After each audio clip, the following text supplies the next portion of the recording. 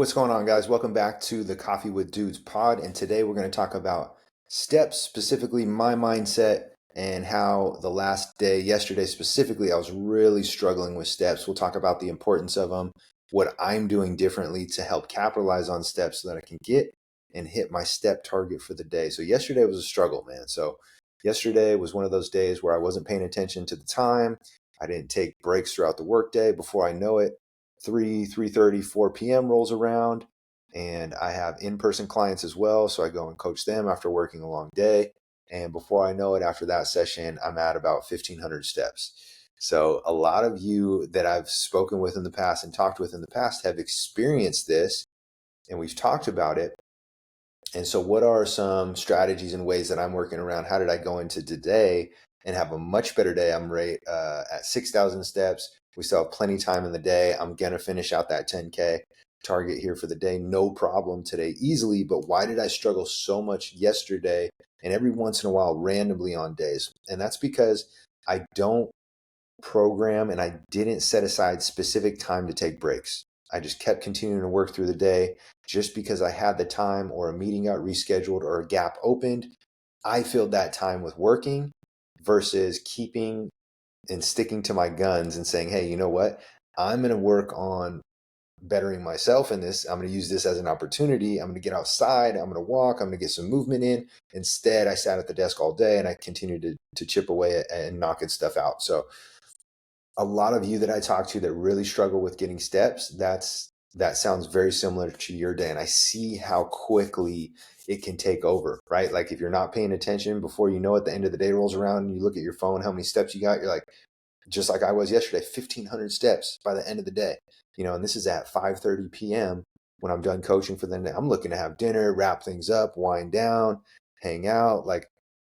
But instead, I have this guilt over my head that I have to accumulate all these steps just to stay on track so I'm not off one day.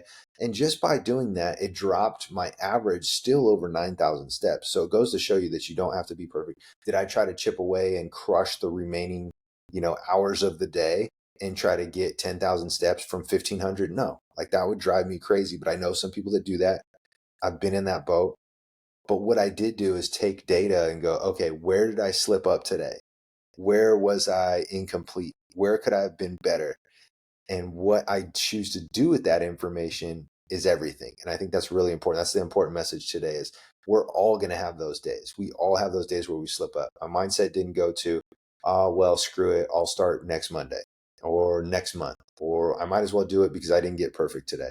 And I know a lot of you are in that boat. I've been in that boat before. And there was a small part of me that was like, man, you should still work your tail off and still try to crush and get 10,000 steps. Guys, we don't have to do that. What's most important is how we react, how we respond. So in my response, despite having some of those initial limiting beliefs, what I really focused on was how can I be better tomorrow, which is present day, which is right now. And I said, well, I need to schedule break time. So not only when I take my lunch, after I eat my lunch, I need to go for a 30, 45-minute walk to help with digestion, to help with mental clarity. So my eyes aren't just fixated on a computer all day.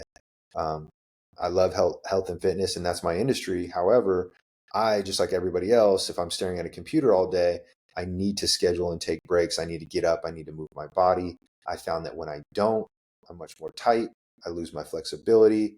I become like irritable. I get in a certain mood, and it's just not good, right? You feel certain tightness with your body. You feel a little bit off, and you feel like, a little bit irritable. And so taking that time, that I'm going to call it selfless time because people think it's selfish. It's selfless time because you get to allow yourself to get the mental clarity, to get the physical movement, to deliver some fresh blood and oxygenated blood throughout the body.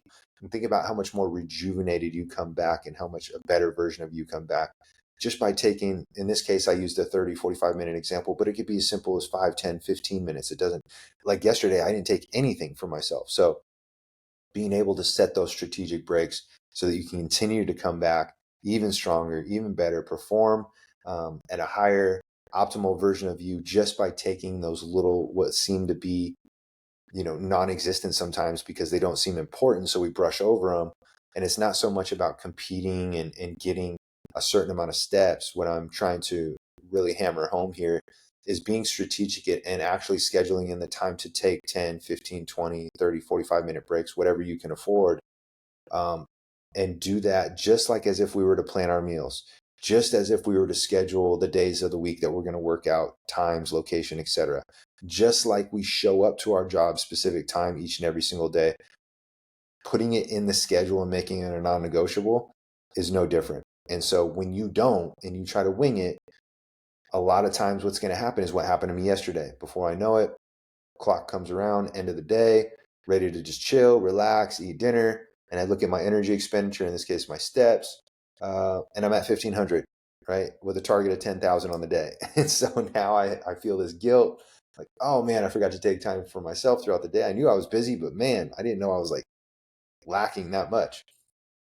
So I wanted to share my experience, my fumble, my faults, and most importantly, how I responded to it and how I chose to respond to it. Now, how I responded like that every time? No, of course not. This is years and years and years and accumulation of messing up more times than most people have even tried, right? And so I've been in this thing a long time. And so I want to share, yes, I still mess up. Yes, I still drop the ball. But I think what's most important, what separates people who are super healthy and super fit, is they don't get down on themselves first and foremost. They expect to continue to make mistakes, but most importantly, what they do after the mistakes or after they drop the ball and they fumble. Football starts tonight too, so I'm recording this on a Thursday. You got Eagles Cowboys, so by the time this releases, the game will have already happened. But we're on September 4th right now at 3:40 p.m. Pacific time at the time I'm recording this. So excited for football to be back on.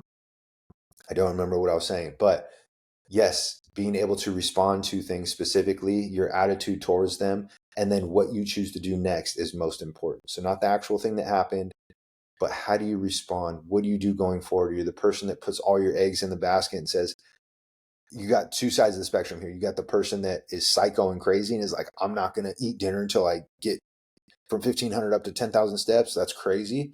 That was me in the past. And then there's the other person that goes, well, I had really nice lofty goals and really good ambitions to hopefully get to 10,000 steps, and I did it for 4 days in a row. But since I didn't do it today, well, I guess I'm not fit for this. I guess I'm not made to be able to walk 10,000 steps a day consistently, because look at what I did today, 1,500, and my goal's 10,000. Therefore, I failed. Well, I might as well not even try. Maybe I could try tomorrow. You know what? Let's just start fresh on Monday. You know what? It's almost, we'll just, it's September now.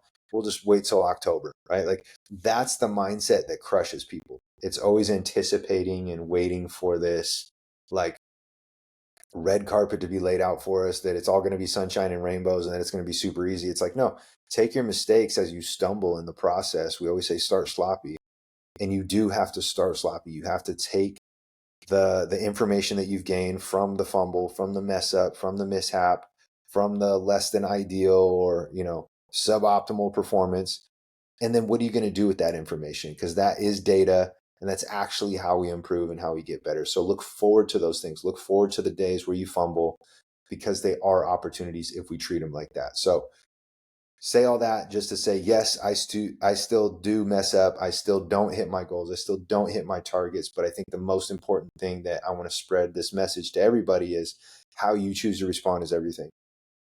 It sounds super cliche, but if you can actually challenge yourself and put it into action, okay, this is where I dropped the ball. How can I be better? Not going into Monday, not going into next month, not going into next year, not doing it when I'm less busy, but how can tomorrow, literally starting tomorrow, or if you still have time left in the day, how can I manage today to set myself up for success? It's that gap between when you had the mishap and what your next action is so crucial. And so if you can shorten that gap, usually those are the healthy and fitter people. They don't dwell on things for too long. They don't make excuses for themselves. They take the situation for face value for what happened, and they have the ability to learn from it and become better for it moving forward. So hopefully that was helpful for you guys. Another solo pod today.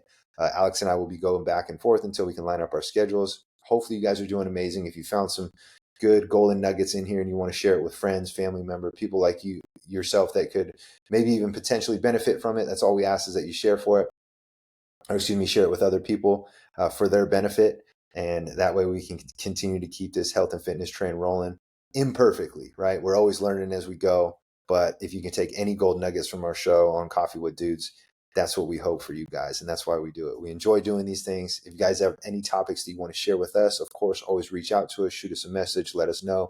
We love hearing from you guys. We love your guys' topics, and if they come up enough times or we think it's a good one, we want to jam on it, we will. So shoot us a message, and hopefully this was helpful, and we'll catch you guys on the next one.